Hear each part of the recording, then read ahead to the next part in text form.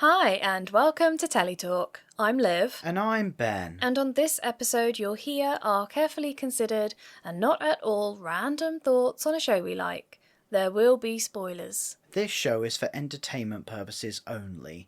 We're giving ourselves an age rating of 15 and above, but you're welcome to make up your own mind. Listener discretion is advised.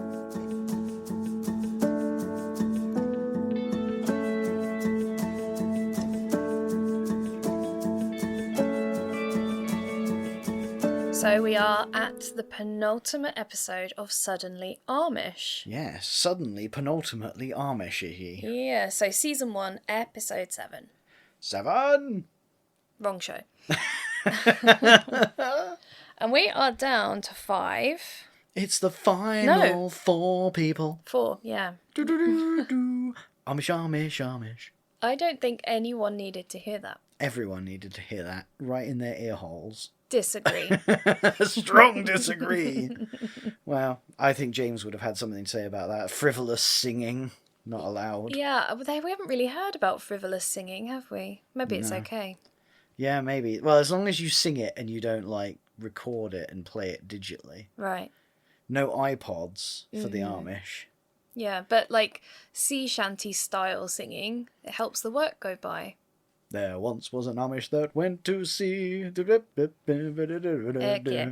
Right, shall we get into it? Let's get down to Funky Town. I really liked this episode. I felt like there was quite a good mix of stuff happening. It was more uplifting than some of them have been. Yeah. Yeah, it was sort of a bit heartwarming, a bit like, yeah! Shall we start with Esme again? I feel like it's appropriate this time. She got a job that we didn't know about. Yeah, at a place with names beginning with K. The words don't normally begin with a K. Yeah, it was like some comfort corner or something. Something, yeah. Yeah. Normally they just say Amish furniture or Amish stuff. Yeah. Oh, why couldn't she have worked at Amish stuff? But this definitely was an Amish shop run by an Amish guy. He had the requisite Amish beard. That's how you can tell. And he asked her to sweep. Yes. The female role. Yes, but she proceeded to immediately try and basically get herself out of a job by going, have you heard of robots? Robots? The Amish man. Well, are you aware of Roombas? In fairness to her, she did a lot of sweeping before she mentioned the Roomba. Well, to be fair, she made sure we knew how much sweeping she'd done by whinging about it the whole time. It was a big store. It was a big store, but not a big job. Those floors looked immaculate. She said there were loads of pins. Did Amish people just drop loads of pins everywhere? Yeah, because they don't have buttons and buttonholes. They pin their shirts together. Really? Yeah. But I'm sure, Alan and that have button shirts. Not sure that they do. And if they do, maybe that's for the show. And if it's not for the show, it might be the women holding their hair stuff in place. Yeah. But when I was watching Breaking Amish, they pinned their shirts That just seems like a recipe for disaster, considering they seem to not wear shoes a lot. Yeah, but then your feet get hardened, don't they? They have titanium feet. Yeah. Oh, man. Oh, they wouldn't be allowed titanium feet. That'd be technology. Do you know what they would need is leather shoes, like on that Bluey book?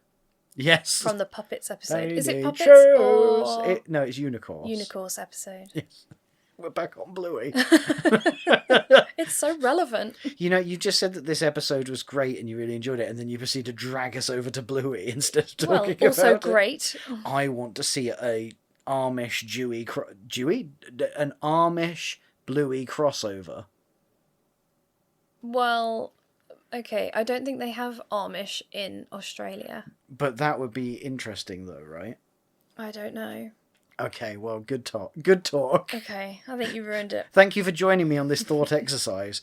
But yeah, she's sweeping up and down and all around, and then tries to go, have you considered automating this process? I think you are missing the point. What is the point, Liv? The point is... Elucidate me. That she has found out that if you don't have a family... Yep. And stuff, then you can have a job. Right. So she's doing a job, and she's comparing it to her normal life job. Yeah. Because she has a master's, and she works with autistic children. I don't know exactly what she does, can't remember from the first episode. But it seems to be something that she's passionate about, that's worthwhile, and that she has put time and money into studying for. Yeah. So that's hard to walk away from, considering the job she now has as an Amish person is sweeping the floor, something that a robot could do. I see. That is much more nuanced than I took it, which was, I don't want to do this, so have you considered the tiny robot? No, she was very happy doing it. He asked her to sweep and she goes, yeah, sure. But in the consideration of it, you know, where does it become worth it? I like that you said that if you don't have a family and you're not married, you can have a job. It sounded more like you're expected to have a job. Is that what you thought? Yeah, it sounded like you're meant to, as opposed to you're allowed. Oh. You can't possibly have any of that free time we hear about. You've got to be idle, like, you know, idle hands are the devil's plaything, or whatever it is. Always keep him busy. Always be working, hustling. That's Amish hustle, that is. It's interesting, though, that Billy Joe didn't go a-working. No, that's true. Maybe, but she did go on a date. Well, apparently that was hard work, to be fair. No, I just mean they've all had a thing that was just for them. Okay. So, like, Aaron went painting, Billy Joe went on a date, Esme's now gone sweeping. What did Judah do? He was working on the farm. By himself? He was... Well, I don't... he went in the buggy ride. Yes. I feel like Aaron and Esme have kind of got the short end of the stick here. Because they had to actually work and the other guys got to do fun stuff. Although, having said that, which of those four actors... I definitely wouldn't want to go on the date with Jacob, because that seemed rough. I'd have done the buggy ride. Yeah. I mean, there's a much greater chance of dying in that, as we saw. Well, he almost got ploughed into by oncoming traffic. I think that was Judah's driving more than the buggy thing. Are you assuming that you would be perfect at the buggy riding? Yeah. I fell off a horse once when it had stopped moving. So wait, I love that immediately after going, well, yeah, I'd be great at it. I fell off a horse once and it wasn't even moving. No, well, it had been moving. Well, yeah. And whilst I was riding the horse, I felt like the saddle was slipping. And so I brought the horse to a stop and then I just fell off. And remarkably, the saddle remained on the horse, apparently in place. So and it was fine. My instructor looked at me like I was an idiot. Because you fell off a horse that was standing still. Do you I know, did get back on. My confidence in your assertion that you'd be amazing at doing the buggy driving is declining at a rapid rate. But I think I could just hold the reins, you know? I think that would be fine. Left is left, right is right. My instinct, honey, darling, is that your confidence may not be matched by the reality of the situation. I think you'd be going, ah! That was a bit high.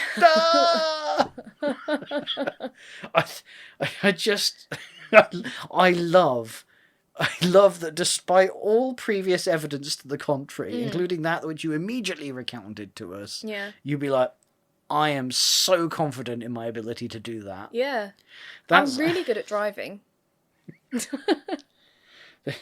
I can't remember the name of the principle, but it's like this principle, and it's a proven thing, that the less you know about how to do something, the more confident you are that you could do it without any training. And you are epitomising that, Liv. It should be called Liv's Law. Are you trying to say something about my criticism of Emma on Oak Island? Or maybe, yeah. Oh, I wish I could remember. It's a really famous principle. It's really annoying. Okay. But yeah, I'm not... I've never heard of it, so... But, it's like me going, do you know what? I would totally be able to use that chainsaw. I once cut my arm off with a chainsaw. What do you mean? It's exactly that. That's not what I said at all. I said I'd be really good at driving the buggy. I did fall off a horse once. When it wasn't moving. It's very different. No. It's not different. Yeah, because you're not sat on the horse when I you're could definitely drive that car. I did once crash a car when it wasn't moving. Right, I've never crashed my car, but one time Story time One with Liv. time on a quad bike, I forgot to steer, and I went off course and down the hill into the rough terrain. Again, more driving, more going. If it's not a car, apparently you'll fall off it or plough into things. Forget to steer. I love that's after you go. Left is left, right is right. Apparently you have a history of forgetting to turn. Well, the thing is, I was young, and then Liv, you would be Judah. And then you'd be going, I'm looking down its poop hole. Ah! I'd like to think I'm a bit more used to wildlife than Judah is. Are you? Look, I mean, I haven't touched a fish, but I've touched a fish. I know you've touched a fish. I've touched something. We were actually a bit late getting this out because you were touching fish. Oh, God. In the interim, since last episode, I've only just put this together, but it's since the last episode, we've got a fish tank, and I've got like 25 fish. I must have taken love it. touching fish. I hadn't made that. You hadn't? Do you know? I haven't actually touched any of them. To be fair, I've used a net and I've tipped them and everything. You keep putting your hand in. I do, but I don't think any of them have touched my hand. That sounds Are they really. going, I've touched a human.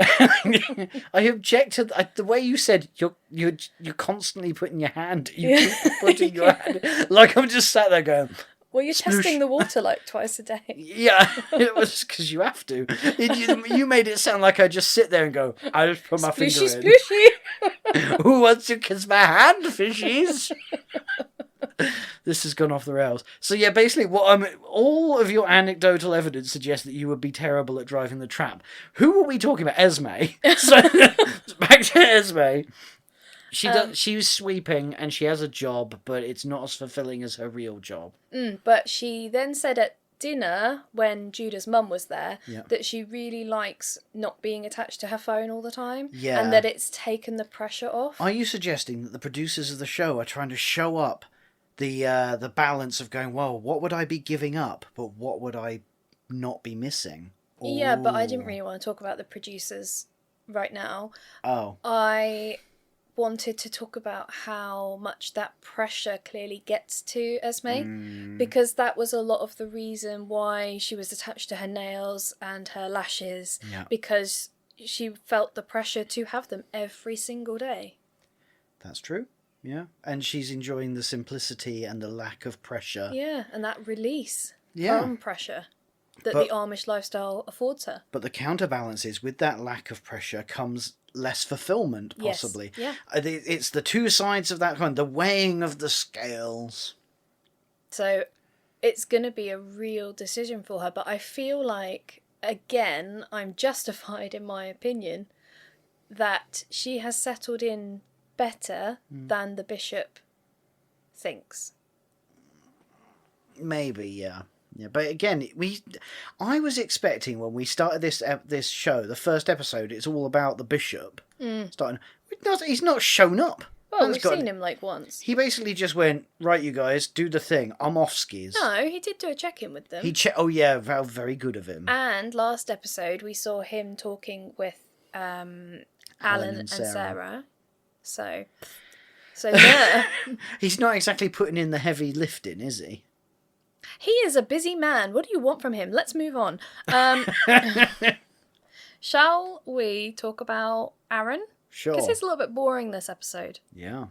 He's just doing Aaron things. I feel like for a lot of this show, he's actually been quite dull. Well, maybe it's because he's settled in so well. Yeah, that's kind of it, really. Like, if it wasn't for his hearing aids, would there be any drama with him at all? Hey, look, I showed up. I can do all the physical stuff. I like it. I'm probably already Amish, essentially. Anywho toodles. Because even, like, because they finished the phone shanty. Yeah. And, like, hilariously, Esme, the one who really wants to talk to her mum, can't get through. Yeah. She couldn't even remember the number. No, she got through to some randomer. Let her turn her phone on to get the number. Well, I mean, we saw from that, because at the end of Aaron talking on the phone, he had a bit of paper in his hand, so the producers had obviously written it down for him. Obviously. They didn't do that for Esme. They wrote the wrong one down and went, aha. But yeah, Aaron was just chatting to his mates like, "Oh yeah, I built a phone. I'm phoning you from a phone shanty I built." Yeah. And they were like, "Yeah, okay, cool. Yeah, you having a good time?" He's like, "Yeah." The lifestyle is not a shock to them, being that they grew up and lived so close to an Amish So community. like, he was always going to do well. It seems it's sort of like, oh yeah, he's fine, good, yeah, boring.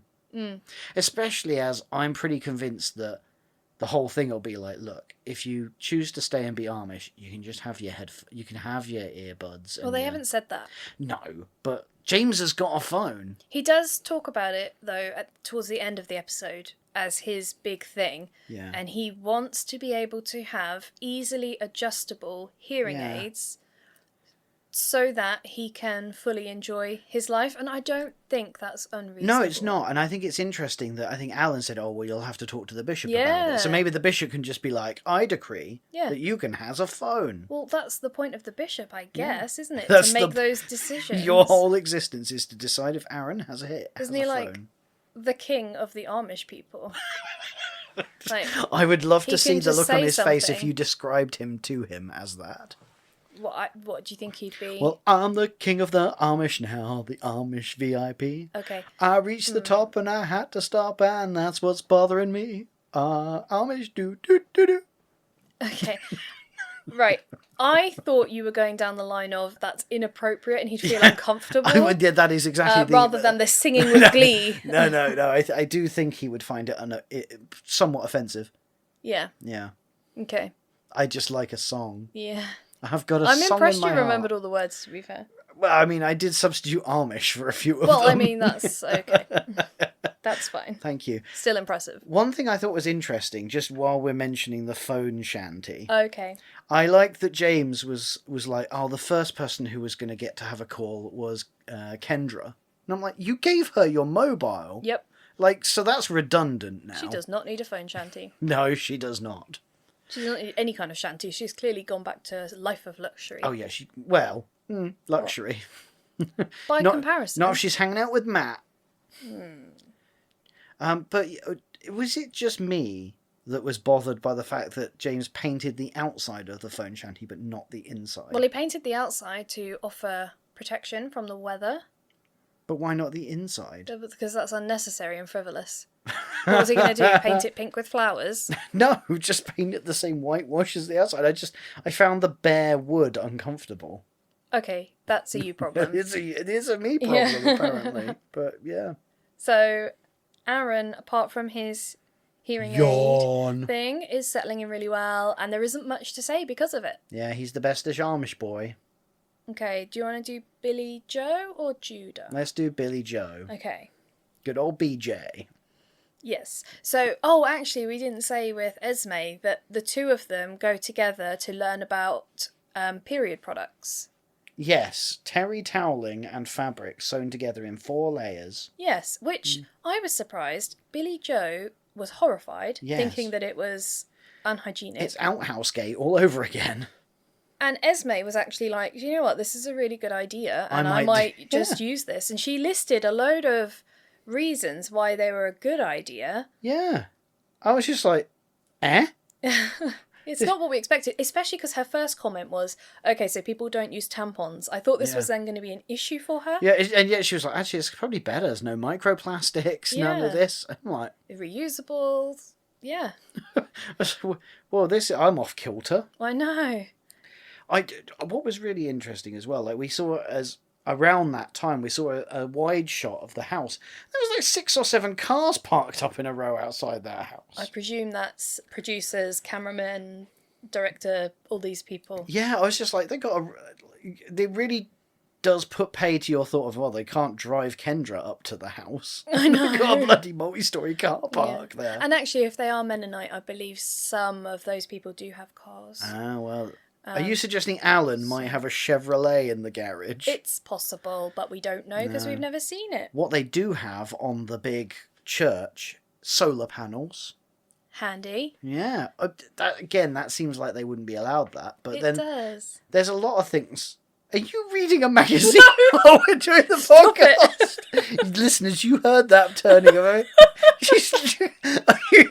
I know women can multitask when men can't, but you don't see me just popping open a book and just perusing while you're talking. I'm just looking at the pictures. Am I so boring that you're just going, I need literature to get through Ben's part? Jesus. Stop calling me out. You weren't even doing it quietly.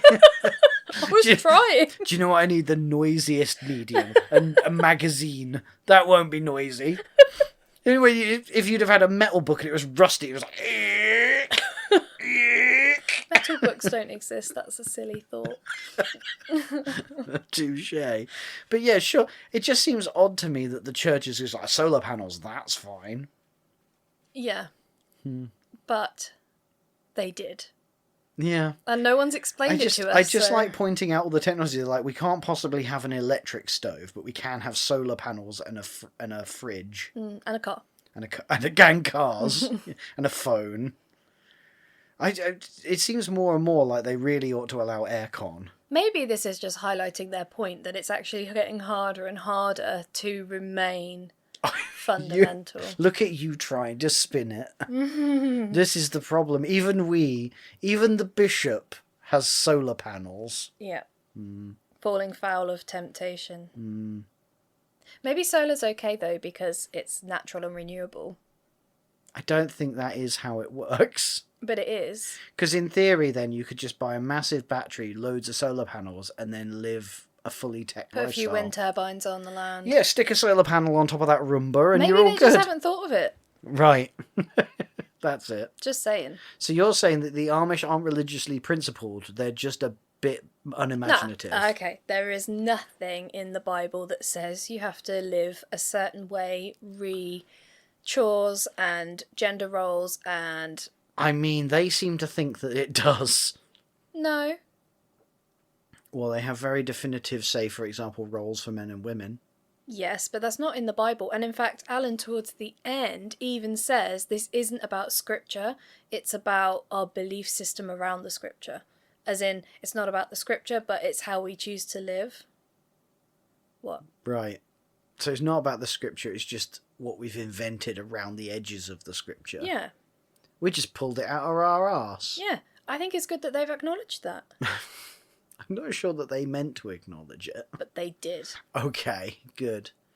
So Billy Joe. Oh, yeah. BJ. She goes to hospital. She does, because she got ill. Yeah.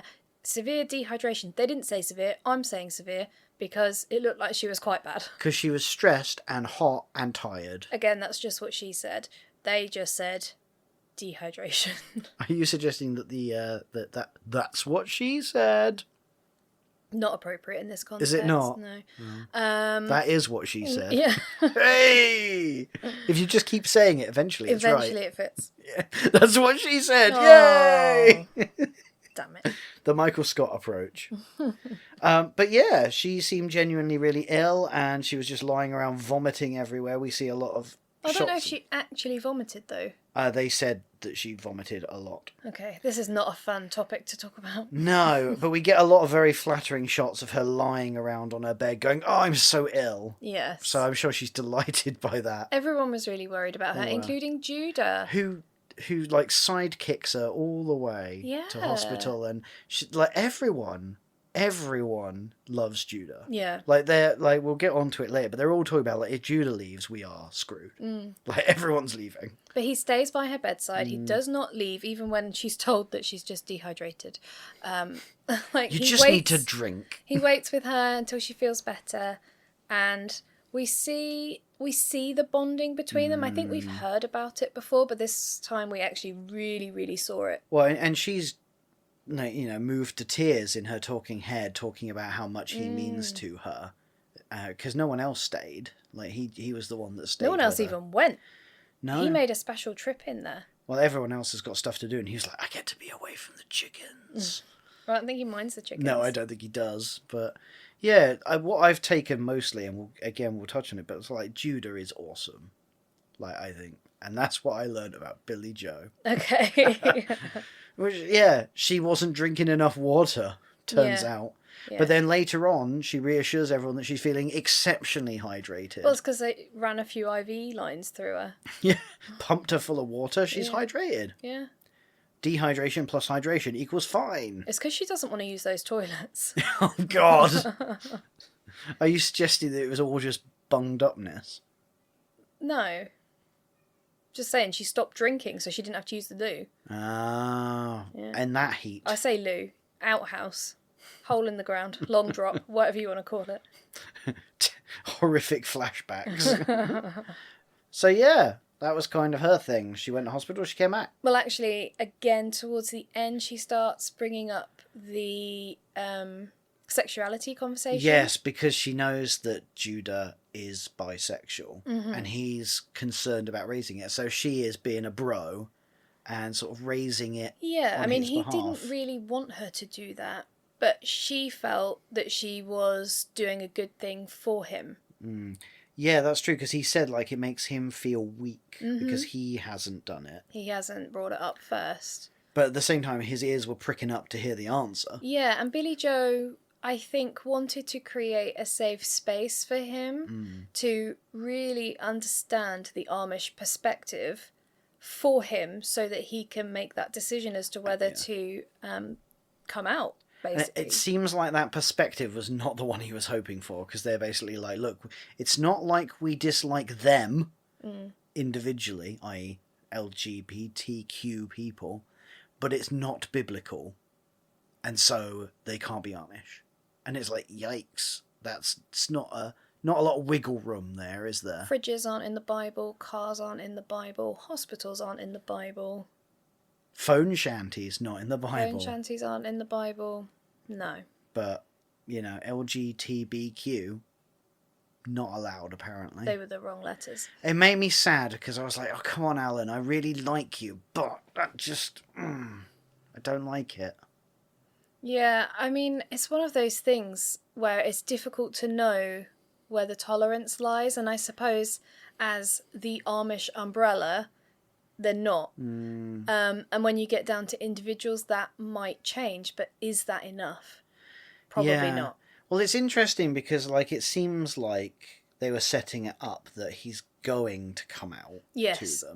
it will be the first part of the next episode. And we've seen from the preview that he gets to the reckoning. Yeah. So, I mean, unless he's going to go, yeah, I want to stay, and they go, but you can't. No, we do not want you. That would be quite a controversial ending. Yikes. Oh, man. I don't think there would be a second season at that point. No, I'm half surprised. I would, in some ways, I wouldn't have expected there to be this season if that happened. So, we'll see, Oh, I what, guess. you mean they film it and then don't show it? They'd be like, yeah, I don't know if we can do that. Maybe, but, like, I mean, I could be wrong. I'm just some bloke that talks on the internet. This group have brought quite a lot of big topics, haven't they, to this season? They have. I applaud them for doing that. They haven't shied away, because I'm just saying, I think the show is more interesting for being able to see this diverse group of people. That's true. And it does beg the question, should they have not let Matt in just because he's a dick? Yeah. I mean, that's not his fault, is it? Or is But we even have Billy Joe being that bit older. Yeah. And how she fits in. That is actually really interesting, because I can't remember. Is she like 44? 44, yeah. So, like, I mean, it's not out of the question, but it's unlikely that she would have children at this point. And they're talking about wanting to diversify the gene pool. Yeah. Which, So, big topics. Yeah. Huh. Pretty much everyone's brought a thing. Everyone's brought a thing. It's like they've selected them for a reason. Shall we just talk about Judah? Can we talk about Judah's mum? Well, yeah. Because this was... I don't know what her name is. Something beginning with K. Okay. Judah's mum. Judah's mum. Judah's mum is not very socially aware. I think she is. I just don't think she cares. So she's a dick as well. I think she just wants her son back.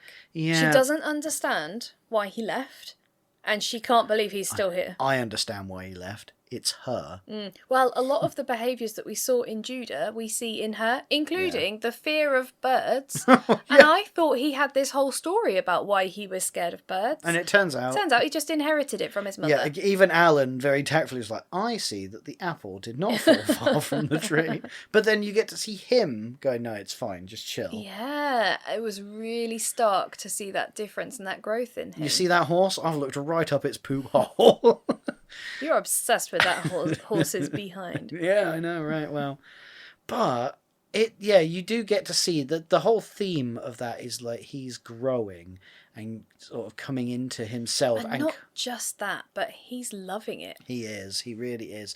And he's been given the confidence of actually you get to do things and you're not sort of pushed down. Because I think he is being smothered by his mum. Like, she more or less says that. He definitely says that. Well, he says that she wants him to be the person that she wants him to be. Yeah. She doesn't want him to be his own person, and that's so difficult. And I thought it showed incredible bravery for him to stand up to her and say, what you want for me is not what I want. Because, she spent the whole time there being really rude to, like, everyone. Yeah. And dismissive, and... She even took a phone call at dinner. Oh, my God.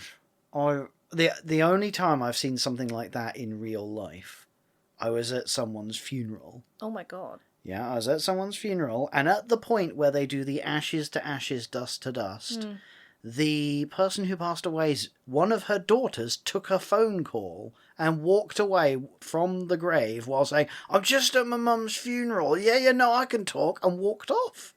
Wow. Yeah, I didn't think stuff like that happened in the real world, but it did. And no one said a thing, because what do you do?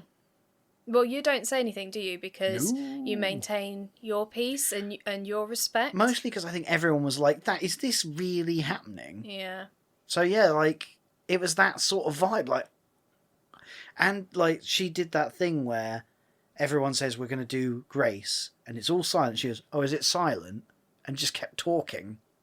No, I think they said we're going to do a silent prayer. And she went, a silent prayer? Like, she'd never even heard of it. And then they all held hands, and she was freaking out about holding hands. Yeah. She pointed out that Sarah wasn't wearing any shoes and, proper questioned her about it at the table. It was quite uncomfortable. Yeah, so much of her visit was uncomfortable, and she was a proper villain. But yeah, she was talking about, I don't know if you picked up on it, because it was only brief, but she talked about when he was a child, a bullet grazed his neck. I think... Yeah. And that made her really coddle him, basically, to sum it up. But she said she's a single mother to start with. Then that happened, and it made her hold on to him even tighter. Yeah, and I think that's the thing, isn't it? And even he said she's quite controlling. Yeah. So, like, and she said, like, it's unacceptable that I do not have access to him whenever I want. Yeah. And I just want him to shut up and do what I tell him. Yeah. And it was like... Like, he's a grown man. He's an adult. For the first time in his life, he's thriving without that being sat on top of him. Yeah. And you can really see it. And I think that gave him the confidence to say, no, I'm doing what I want to do, and you just have to put up or shut up. Yeah. And she leaves. She doesn't want to stay with them, though she is invited to stay with them. Oh, hell no. And then we don't see her again. I thought she'd go back for breakfast, but she's gone. She's not coming back. We saw quite a lot of breakfast, actually. It looked really nice. Yeah, it did. And they use that opportunity to have the talk, don't they? What talk? At the end of the episode. No. Oh, no, that was different. Breakfast was different. This is like a dinner that they're having with broccoli that's been boiled and then fried. Is there a more American breakfast than chocolate chip pancakes and bacon? I do fancy chocolate chip pancakes. Hey, do you know what these chocolate chip pancakes need? Way more saturated fat and protein. Yum, num, num, num, num. They all seem very happy, but they work hard, so they probably need it. Oh, yeah, to be fair. I like that the whole thing that they talk about is like meal times are where they talk and have the important discussions. Because I imagine in that lifestyle, when you're like, that's the only time that you sit and have time to talk. Yeah. Because you're all doing and being and choring. Working all day. Working hard for the man. And that the God. That man is the bishop. Yeah. On behalf of the God. Right. Confusing. Yeah. All we know is it's men. I wonder where they stand on having a female bishop. I'm pretty certain that they're very much against it. That's a shame. Well, being as they're still very much on the women do the cooking and the men do the hard work, like the field working, I'm suspecting they're not big on female clergy. That's just my hunch. Like I said, that's a shame. Did you see that scene where they were having Aaron and Judah and whatnot sat there going, do you know what? I could get used to this whole having food served to me thing and not having to do any of the cooking. They had to keep that in, didn't they? Well, I mean, I quite liked how Aaron said it, which was something like, we're making the most of it. Like, it is really appreciating nice. It, appreciating it, because that is not the standard. Yeah, to be fair, they weren't like, well, this is how it should be. Exactly. Yeah. So I thought that was a nice touch from him. But yeah, Judah is pretty awesome. He is. He's like the king of the group, isn't he? He's talking about royalty. Are you a monarchist, Liv? I don't know what's happening. But yeah, Judah, amazing. You've never called anyone the queen of the Amish. No, I haven't. That's very sexist I would of call you. Esme the queen of this group. Not a chance. I would. Okay. Yep. That's me. Okay. So, what are you rating this episode? Oh, is that it? We're done. Oh, yeah. Okay. We've talked about everyone. I think we've talked about everything. Yeah, I suppose. Okay, I would rate this episode... Ooh, I'm going to give it 7 illicit solar panels out of 7. Are you really? I had a bloody good time. Wow. Yeah, and it was feel good. There was very little James in it. I mean, we got to see Alan actually badmouth James a bit by going, I don't like what he's doing. He's being a dick. He didn't say that, but he said it in the most nice, kindly Yeah, because Amish it's dad that way. last chat at dinner the night before. Where James is just smirking and going like, well, I could put in a good word for you, but we'll see. Well, because Alan says that the bishop gets to decide, and they question, like, he just gets to decide? And James says, well, we could put in a good word for you if we wanted to. And then I think it was Judah was brave enough to say, well, do you want to? Yeah. And that moment of genuine vulnerability was met with a smirk and a joke and a power play. Yeah, and Judah in his talking head going, oh, even now, James is just being James. Playing games. And ugh. And that's what Alan calls him out on. Yeah, and Alan then makes a point of saying, look, Sarah and I will do our best to advocate for you as much as possible. I'm like, yes, hero Alan! Yeah. Hero Alan, King Judah, something else. Evil James. Maybe he's a jester. Maybe. I really hope that we get a little bit of a comeuppance for James in the reckoning, like he gets a dressing down or something. Because he's been a problem. Oh my God, are they going to have Emma show up to denounce him? No. Like a run-in, like WWE. By God, King, she's broken him in half. Because what you forget is that if she did that, she would be throwing herself... Mutually assured destruction. Yeah. So that's not going to happen, I'm afraid. Oh, that's a shame. Are you interested in my score? Yes. Is it 11 billion out of 10? Close. Close? Yeah.